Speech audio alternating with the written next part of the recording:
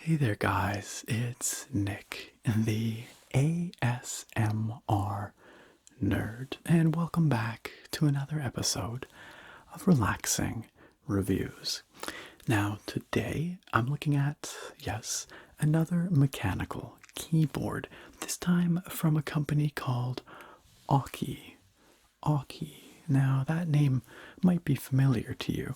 Aukey is one of the foremost sellers of electronic gadgets and things on Amazon, and I've also reviewed a couple of their products here on the channel before. I reviewed some earbuds, I reviewed a Bluetooth speaker, and yes, I have reviewed a couple of mechanical keyboards from them, including the Aukey KM-G9, which at its $25 price point really impressed me with its solid build quality. That is very cheap for a mechanical keyboard. And as well, the Aukey KM-G3, which, if memory serves, was the very first keyboard I ever reviewed on this channel. I know, historical. And if you would like to have a bit of a laugh, if you'd like to watch a very awkward Nick about 3 years ago stumble through his first review, you should click through on the link that's going to pop up, because it's probably good for a laugh, or at least maybe a bit of nostalgia, maybe even some relaxation.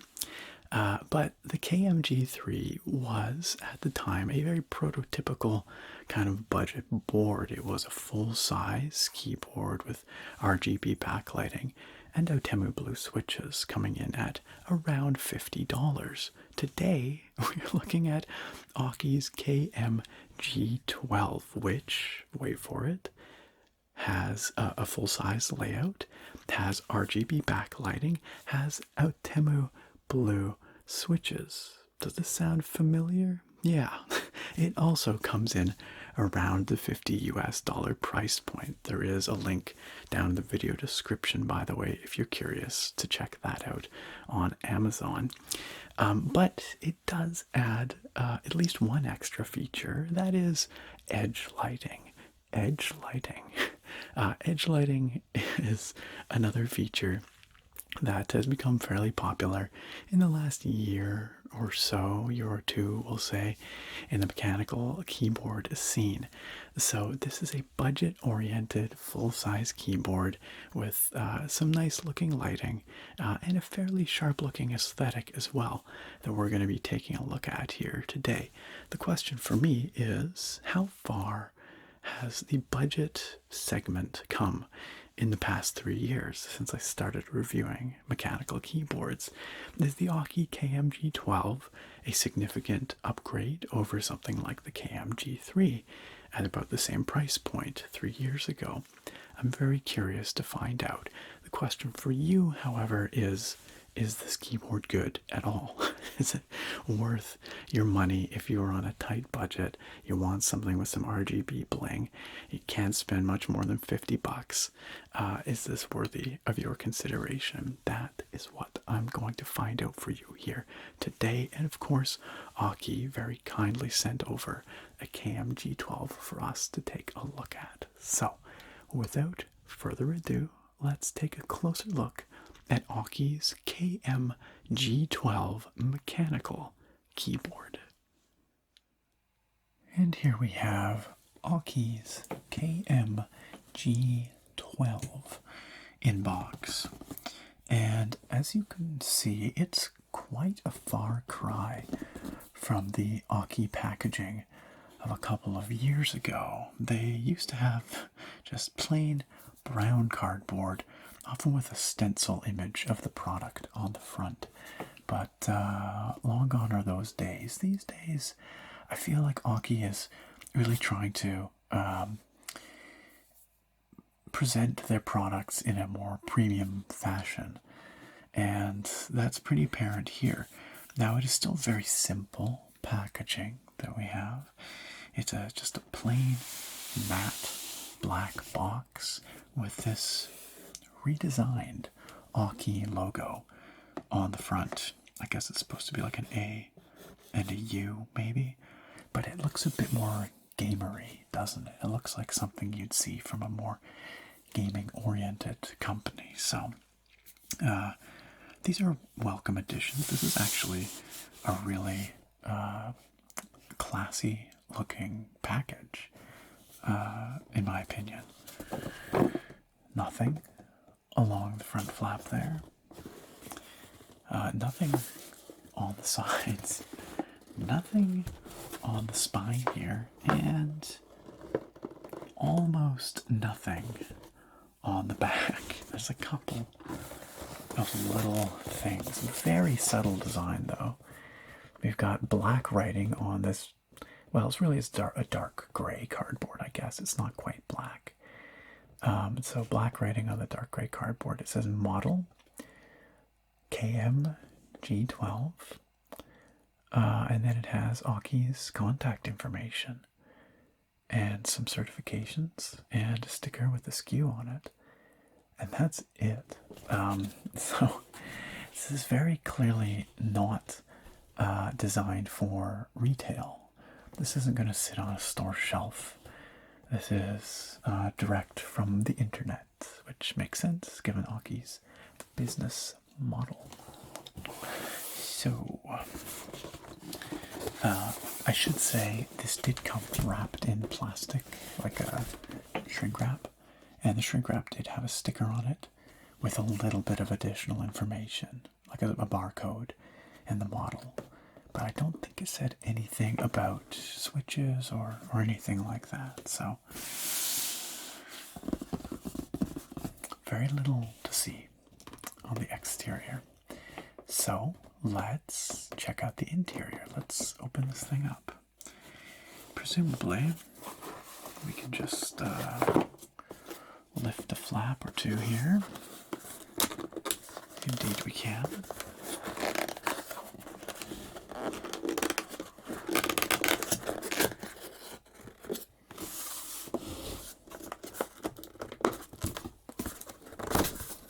Come now.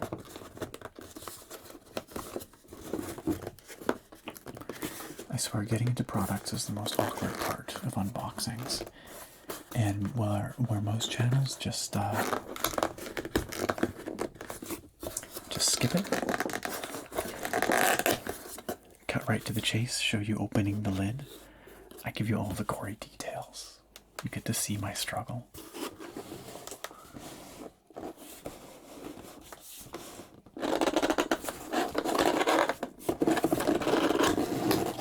I want to give you the authentic experience.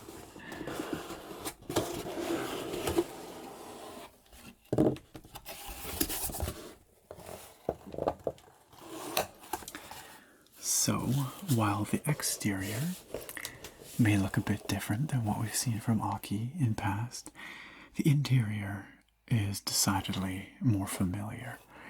Here we have Aukey's key logo situation, circuit board key. We've seen this before on previous Aukey products. It's a cool design. I don't know if this is a sticker. Yeah, I think it is. It definitely is. The key shape is a sticker. You can see the outline. On the back, we have warranty information. Thank you, Aukey, for giving us warranty information in the box. And not only is it in the box, it's a 24-month warranty at that. So it says here, 24-month product warranty. Thank you for choosing Aukey, your key to friendly, responsive service and the widest selection of mobile tech upgrades. Your new product is covered by our 24-month warranty. So I think you have to go register on their website for that warranty. But anyway, that's pretty good. 24 months, 2 years is longer than you usually get with these sort of Amazon-only sellers or online-only sellers from China. 1 year is much more typical. So, well done, Aukey. What else we got? We have a user guide, which we'll look at in a second. We have a keycap puller, just the regular garden variety kind of half circle type, which is not great for your keycaps. You guys probably know I prefer the wire types, but anyway, whatever. It's like the obligatory mechanical keyboard pack-in that they've given us here. Other than that, we simply have the keyboard and some padding. I think we can just like lift the keyboard out here. Indeed we can. The padding is kind of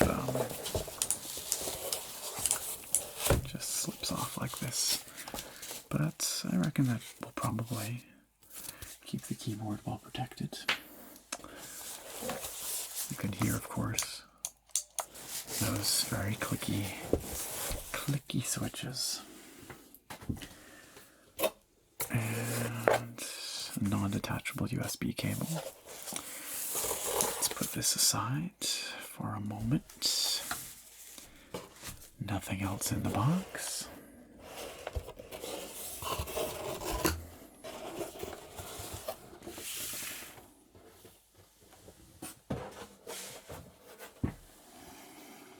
And here we have the user manual. Aukey User Manual RGB Mechanical Gaming Keyboard. A variety of languages are present. This is for North American and European distribution, it looks like. There are no Asian languages in this manual. One thing that I do appreciate about Aukey is generally their stuff is pretty well localized. If not perfect, at least pretty good. So you don't get all the ridiculous sort of grammar errors and such that you get with other products. Gives the specifications, custom lighting effects, plugging it in. That's pretty much that. That's so funny though. They do have a US English and a UK English section, which seems so unnecessary because they're basically the same. You might have a few extra U's in the UK English, but in terms of written language, I don't know why they would waste paper with both. Anyway, whatever. All right, let's take a look at the keyboard. Moving along at a brisk pace here because there's not a lot of extra stuff to see. So we are packed in this here foamy kind of bag, as we usually are. And here we are. Oh, interesting. Let's put this aside. I say interesting because these keycaps are probably ABS, but they look to be UV coated and laser etched.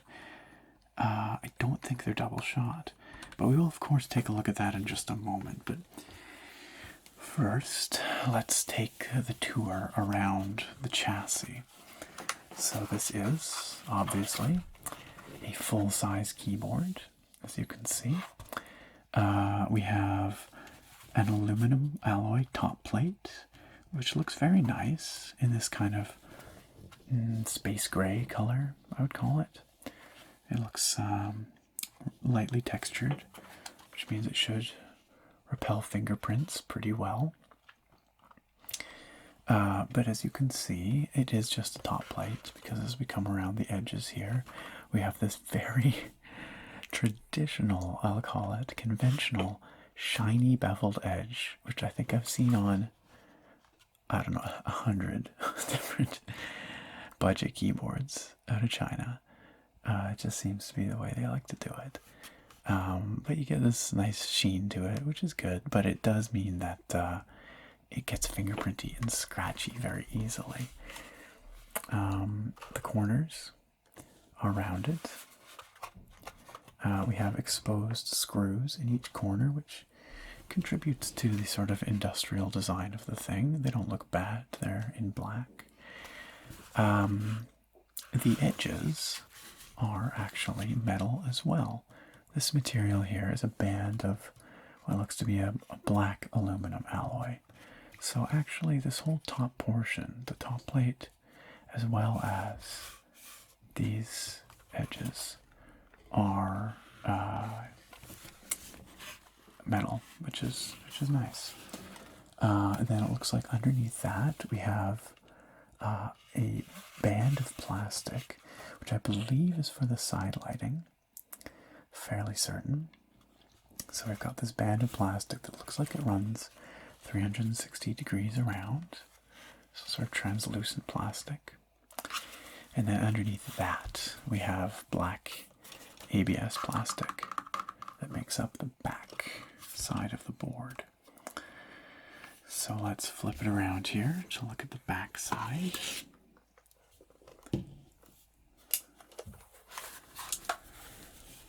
Not a lot to see back here. Just the usual. So we have this black plastic, this black ABS, sort of matte textured plastic. We have, oops, this is so clicky.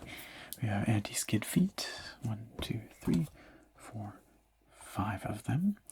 We have the typical flip out feet on the back here so that you can increase the angle of the keyboard if you so desire.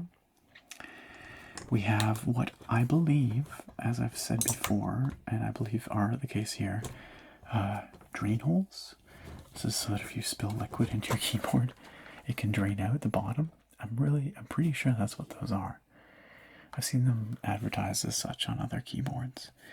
And then we've got a sticker with the Aukey logo, KM-G12, product identifier, RGB mechanical gaming keyboard, and some certifications, and a barcode and all that stuff. Nothing else to see on the back. It's a little bit hollow feeling. You can hear that. But not too bad. It's got a good weight to it overall, this board. Of course, it's not wireless, so it has no battery inside to confer weight. And unfortunately, we have a fixed USB cable here. I would love if Aukey could switch to removable cables. I don't know why they don't. I feel like it would be such an easy thing to do. Also, pardon my stomach. It's growling at me. But anyway, it does look at least like this USB cable is reinforced where it enters the keyboard. So hopefully it's going to last you. There's nothing special about the cable. It's not braided or anything or sleeved. It's just black PVC coating. Typical ferrite choke and this gold-colored, we'll say, USB Type A plug. No Aukey branding on there, just generic. So, really nothing special. Moving back around the front, we have, of course, our lock keys, numlock, caps lock, and all that up here. Typical scroll lock, I guess, in there too, probably. And this revised Aukey logo again, in a shiny finish in the top corner. I think it looks pretty good, and I appreciate that there's not a lot of obtrusive branding all over the board. It is, of course, this floating key style, so it's really just a plank, right? The case is just a plank with a little bit of this incline to it, very slight. Actually, it's undercut on the sides here. I didn't quite register that, but so it's overhung a little bit. That's kind of nice. Gives it a very sleek, smooth look, and the inclusion of this metallic band all the way around, I think, actually looks really nice. Overall, the aesthetics, I think, are pretty strong. It looks like something you would get from, you know, any major manufacturer gaming hardware. It looks like something Logitech or so, would put out. I think it looks pretty good. Contributing to that aesthetic is the finish on the keycaps. So I'll let you get in close here. You can see it's a bit more matte, I guess, than what you normally get. And now that is, I believe, because they are UV coated and laser etched. It looks really nice, but the problem with that style of keycap is that they're prone to picking up finger oils very easily.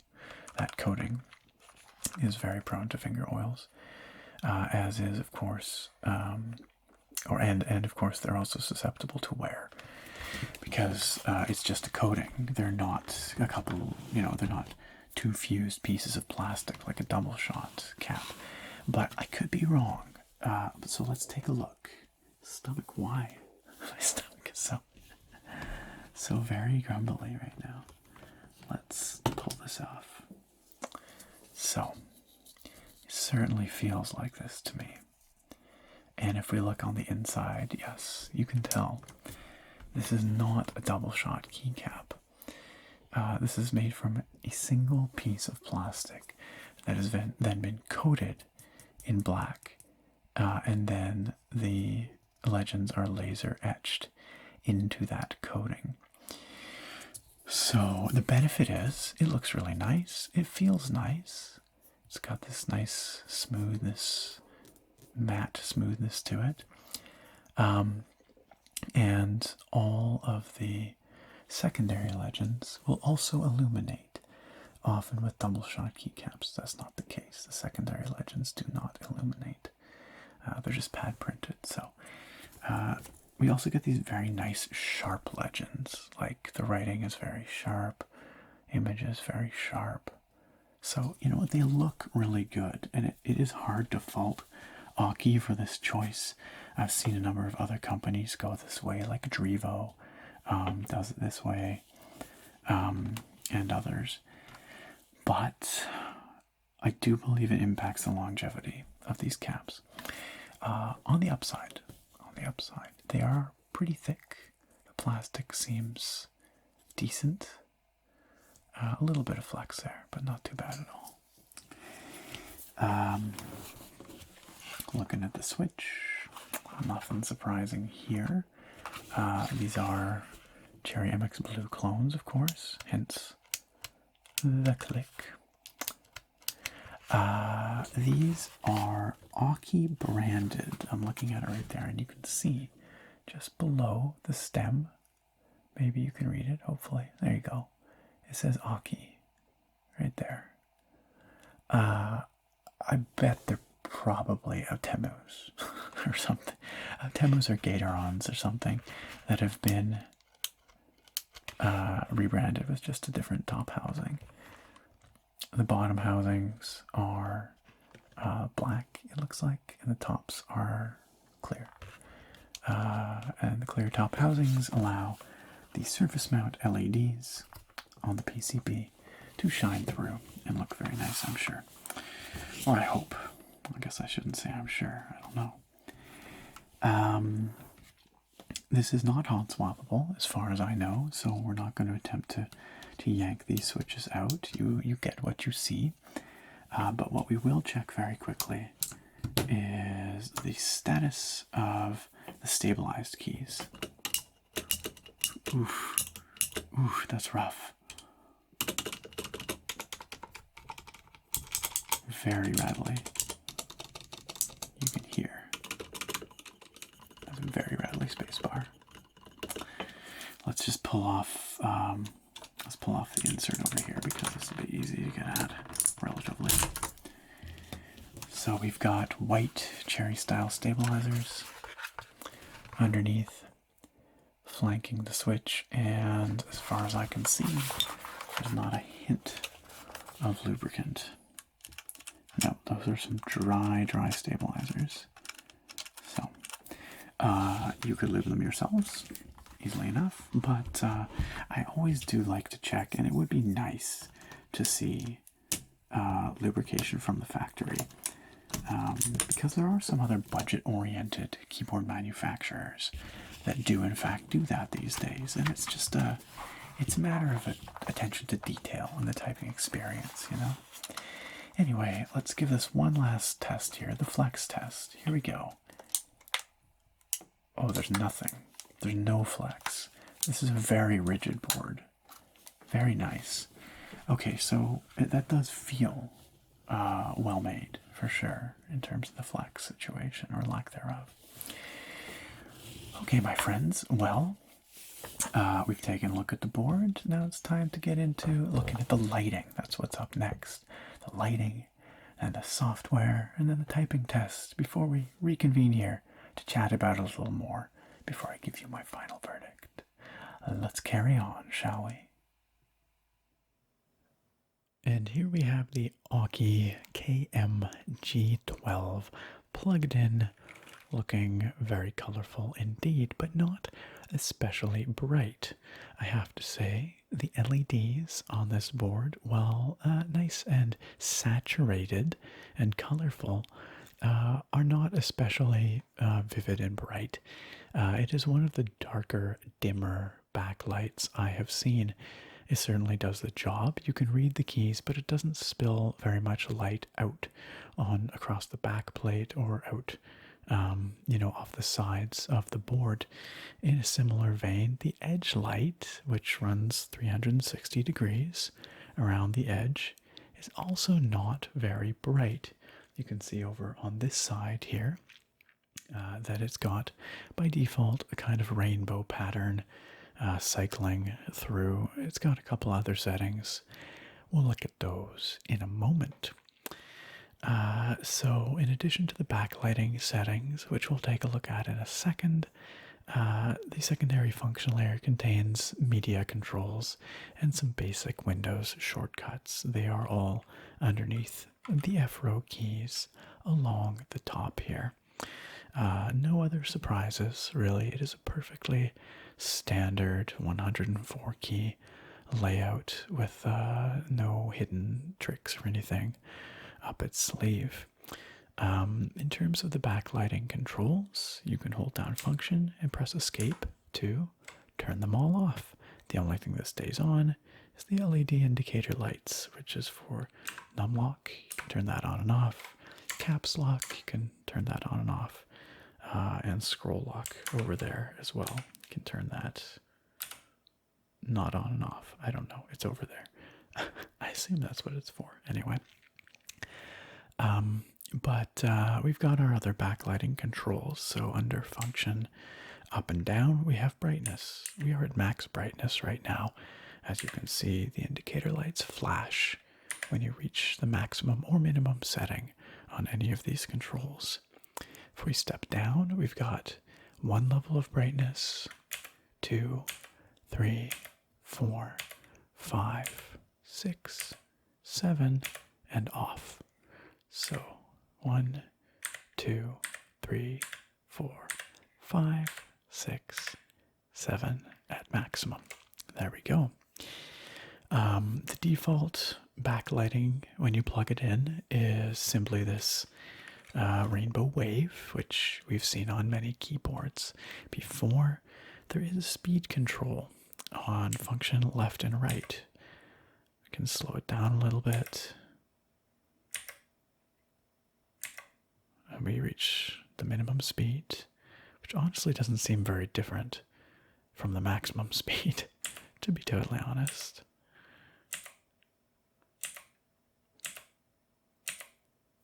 So it looks like there's 4 or 5 steps of speed, although it doesn't seem to make a very large visual difference.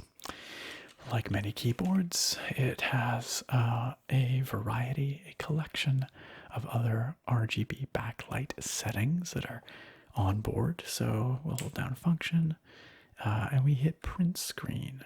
Function print screen cycles through the various options here. This appears to just be flipping between some kind of primary colors. We've got a breathing setting where every time it breathes, it changes the color. We've got this one, which we've seen before, and I don't know who would ever use it. This looks like we've got, oh yes, a basic reactive mode where the keys you press light up. This kind of rippling rainbow effect. Another reactive mode that shoots out horizontally. Sort of a power up coming into the middle and then exploding outwards option here, which is very distracting. This is just a slow fading between colors. That's a little more subtle. The raindrop type effect. A reactive mode that goes out in full waves in every direction. And an inward kind of ripple. Circular inward ripple. I like that one. Noticeably lacking are directional controls for the onboard lighting presets. It'll be interesting to see if when we get to the software, if it allows us to control the direction of these effects.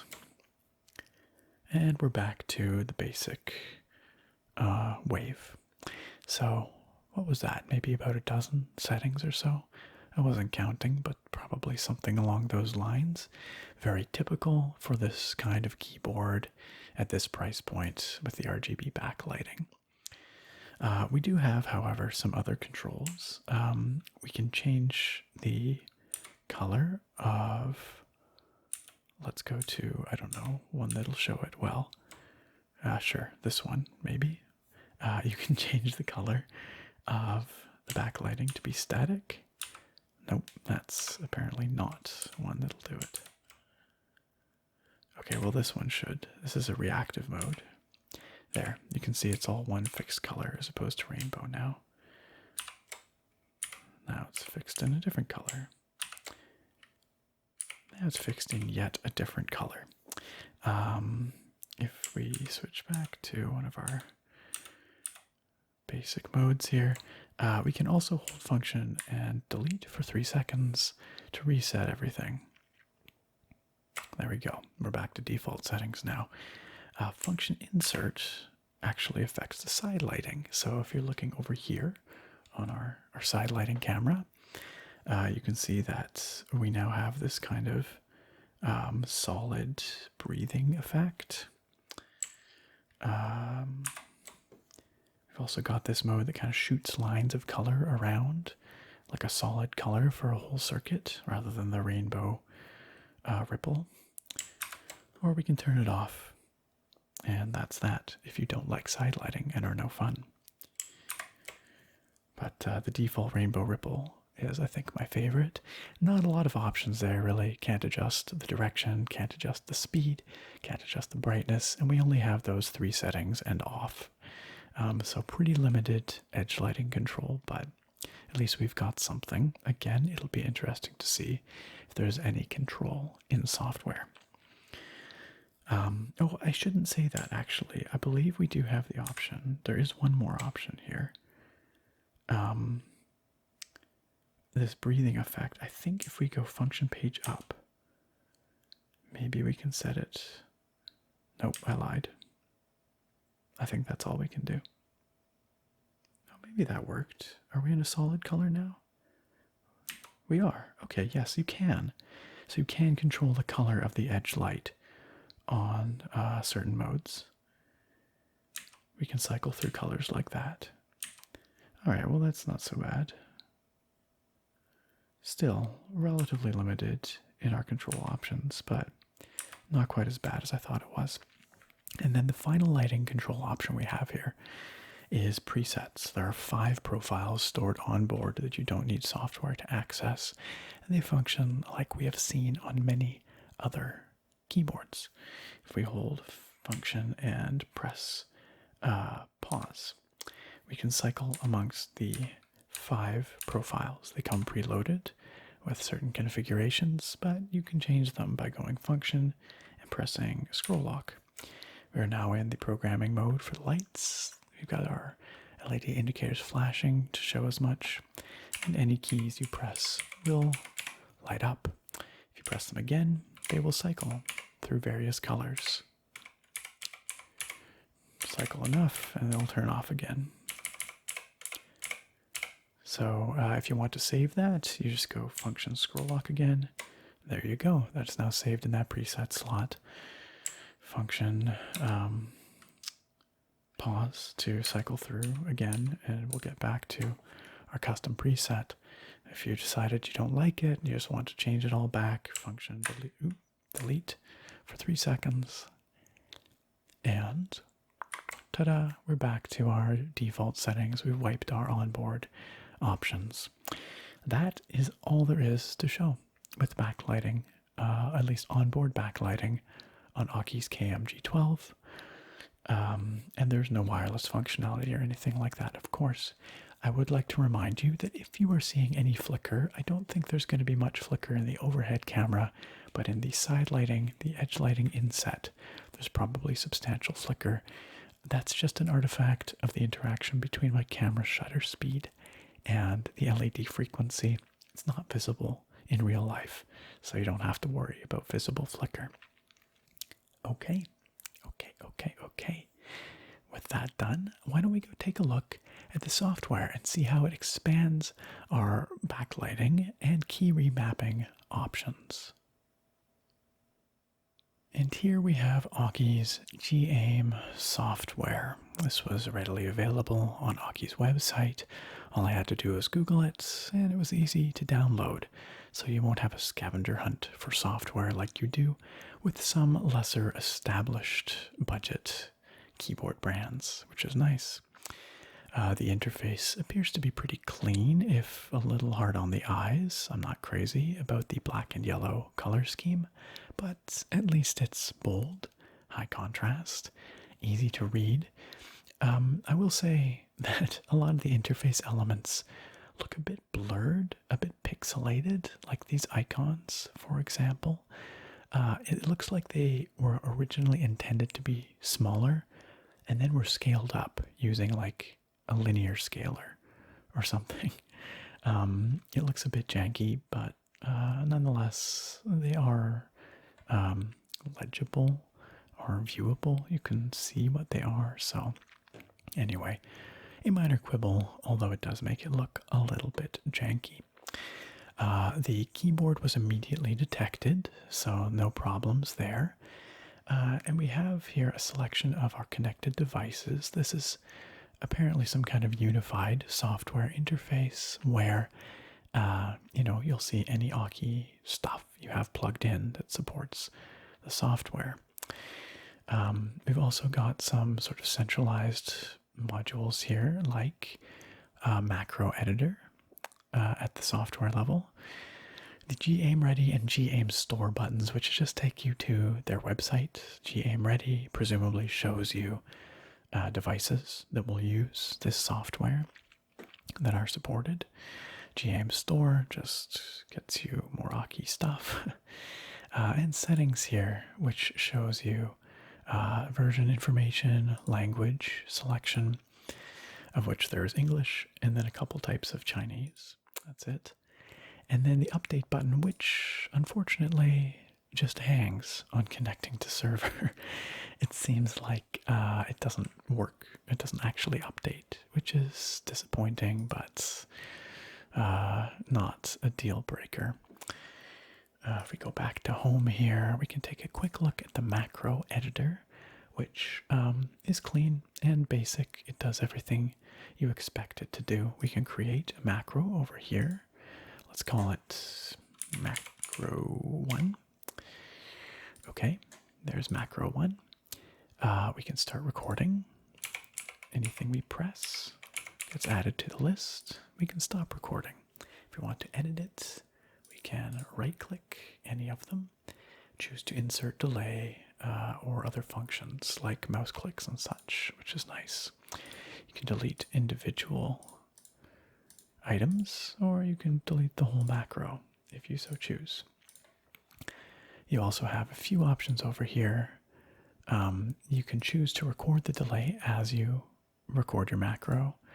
You can also set it how you want it to repeat, if you want it to repeat. These kinds of things.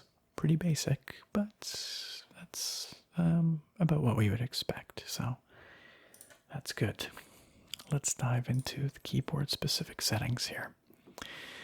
We have configuration profiles that we can create and save. So let's make a new one. We'll call it, sure, Profile 0. On Profile 0, we can edit things, change them, save it, whatever. Presumably there's an arbitrary number of profiles, although I haven't tested it, but I'm willing to bet that there is. You can click on individual keys. You can assign a value by pressing that key. You can reset it by pressing reset.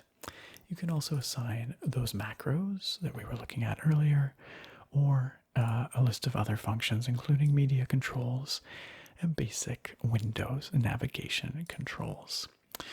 That's about it for remapping keys. If we move over to lighting, it's a similar kind of interface. We have, again, a profile that we can load up, which is the same profile shared over here on the key customization settings.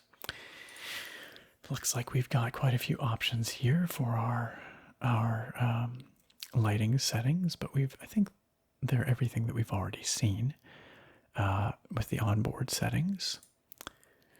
I think we have to hit apply to make it happen. Oh, well, that didn't seem to do anything, did it? Let's, oh, but laser, that's probably a reactive mode. Never mind. Let's set it to breathe. There we go. Interestingly, we have a custom mode here. What does that do? Let's create custom 1 and see what that does. Does that let us do per key? Doesn't look like it. Not seeing options for per key backlighting here, unfortunately. Okay, what we do have, however, is I'm not quite sure what this custom is all about. We can change colors. And this sync to all. That turns it off. Okay. No, not quite sure.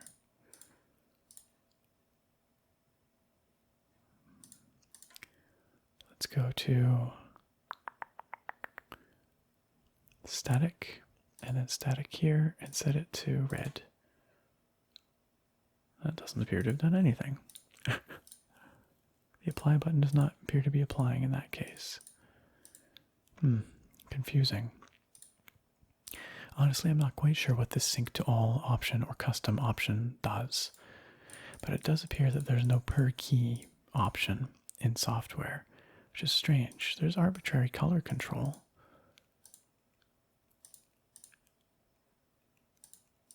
But it's not active on the static mode. Let's go back to a rainbow mode. Okay, we've seen this. We go back to static. Oh, nope. If we turn off cycle, that doesn't seem to... There is an arbitrary color selection section here, but I can't select a key, and it won't let me select the arbitrary colors or edit them, even though I'm on a static mode here. Anyway, it presumably is doable somehow, but I can't figure it out, so that's never a good sign. If, you know, after a few minutes of experimenting, poking and prodding, you cannot figure it out. Also notably absent here is any form of edge lighting control. So it appears that the hardware controls that we get right off the bat are all that we are given. No software control for the edge lighting. We have brightness steps here, 9 steps. Interestingly, we only had 7 or so. 7 or so using the onboard settings. We've also got speed control in 4 levels, which is equivalent to what we had using the onboard settings. Direction is available, which was not available using the onboard settings, so that's nice. And that is pretty much it. It's pretty basic software, but it does have the features you would expect. I'm a little confused about how to use the arbitrary color mode. If there's an option here, but I just don't see a way to program it. And I don't see a way to do per key backlighting. I'll ask the Aukey rep about that. Maybe they can answer it for me. But that will forever remain a mystery, perhaps. Anyway, that's the long and the short of Aukey's G-Aim software. Not the best I've seen, not the worst I've seen. It seems to generally get the job done, with the exception of that confusing or perhaps missing per key backlighting config. Now it's time to move on to the typing test, and I will warn you ahead of time, this is gonna be loud. This is a very, very loud keyboard. There's no way around it. Of course, I will normalize the volume so that it won't be like ear splitting to you, like it will seem at a reasonable level. But I will tell you that in person, it is a very loud keyboard. It'll still probably sound very clattery and rattly and just very clickety-clackety in the typing test here. So you've been forewarned. Let's get on with the typing test.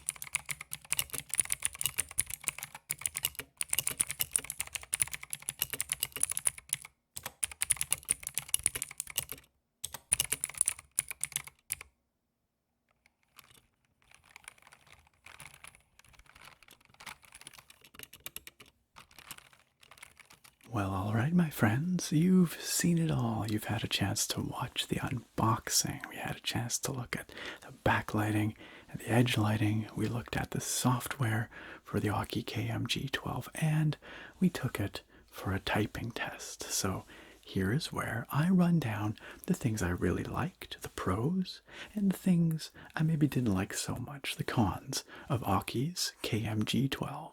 Starting with the pros, we have a really sharp looking keyboard here. I think the Aukey KM-G12 looks good and modern in a way that I like. Whether I agree or not with the decision to do away with the double shot keycaps and instead go with the UV coated caps, I do have to say they at least look really nice. And that aluminum alloy top plate also contributes to some really sharp looks. The aluminum alloy top plate also is part of what is very solid build quality. This is a well-built keyboard. It's not going to break on you. It's not going to wear out on you. There's very little deck flex, and the whole thing just feels rigid and well made, quite frankly. It feels really good. Another thing that I really like about the KM-G12 is, yeah, that edge lighting. It's a bit gimmicky, for some people. Maybe it's not for everyone, but I'm a sucker for nice edge lighting. And even though there is some limited control, or not as much as I might like, it's still nice to have it there. It is a value add, and you can turn it off if you don't like it. So I am happy that they put edge lighting in on this board. And finally, I have to give props to Aukey. This is an inexpensive keyboard. At the $50 price point, it is a very, very competitive segment, and Aukey has done a good job to make a case for the KM-G12 at that price point. However, I do have a few things to complain about over here in the cons list as well. The first is actually something I mentioned in the pros, which was the keycaps. These are not double shot keycaps. They are UV coated keycaps, which look really sharp with lovely legends, very crisp lettering. But because they're not double shot, they do potentially run the risk of getting worn out. I have used some UV coated keycaps on keyboards over the years, and all of them have started eventually to wear away right where the fingers touch the legends. It takes a long time, to be fair, but it does tend to happen. Now, is the technology that Aukey is using for these keycaps prone to that? I don't know. I don't have like 5+ years to test this keyboard for you, but nonetheless, it would be my preference to see double shot keycaps because they're never going to wear out. I also have to complain about the fact that there's only one switch option for this keyboard. Why, Aukey? Why? This is a keyboard aimed at gamers. They have equipped it with an Autemu blue switch.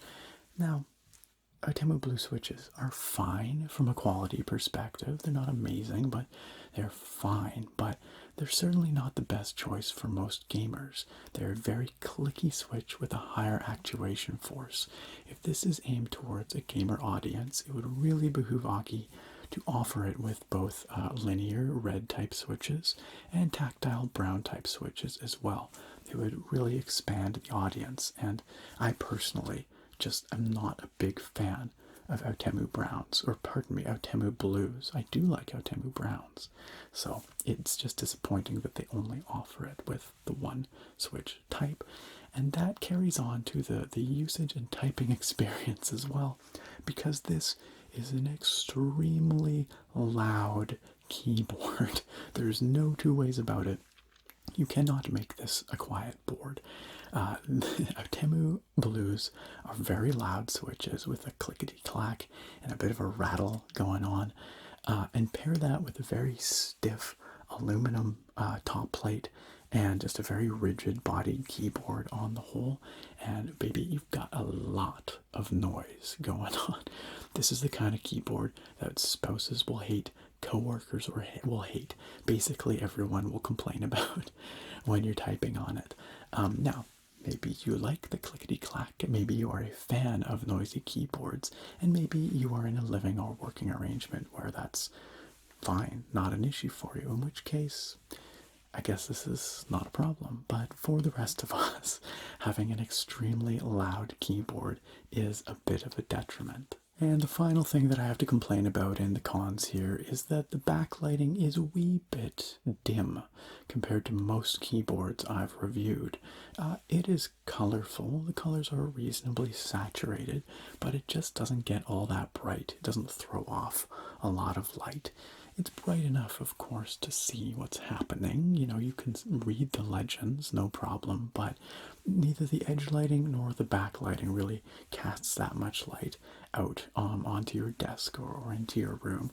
Again, maybe not an issue for you if you prefer a dimmer backlight, but I would like to see the option to get brighter. It would be nice to have that option. So where then does that leave us with the KM-G12? What is my final verdict on Aukey's new budget board? Well, I think that it's a solid budget keyboard at $50. It's not gonna blow your mind or anything like that, but it feels solid, it looks sharp, and it has edge lighting, which is uncommon at this $50 price point. That said, you must be prepared for a very loud typing experience. I cannot stress enough. This is probably one of, if not the loudest keyboard I've ever used. The combination of Aukey blue switches, which are louder than Cherry MX Blues, they have a more of a clack to them than Cherry MX Blues, combined with the stiff, rigid aluminum top plate and those kind of brittle ABS keycaps, creates a typing experience that I would almost call jarringly, verging on uncomfortably loud sometimes. Now, if you are a fan of the clickety-clack and you are in a living or working arrangement where you can get away with that, then hey, no problem. Clack away to your heart's content. If not, then this might be a hard sell for you. However, if you do fall into that former camp, you don't mind a loud typing experience or gaming experience or whatever, and you are on a tight budget for a mechanical keyboard, you can't spend over about $50 US, and you really want that edge lighting, which this board does offer, then hey, you could do a lot worse than Aukey's KM-G12. And that, my friends, brings us to, yes, the end of another relaxing review. Special thanks, of course, to Aukey, who sent over the review sample that we took an extensive look at here today. And if you would like to pick up a KM-G12 keyboard for yourself, there are links down below in the video description where you can do just that. And of course, special thanks to each and every one of you for watching. I appreciate it very, very much. I hope you found this informative, and of course, I hope you found it relaxing. And I look very forward to having you back here next time for another episode of Relaxing Reviews. Bye for now, guys.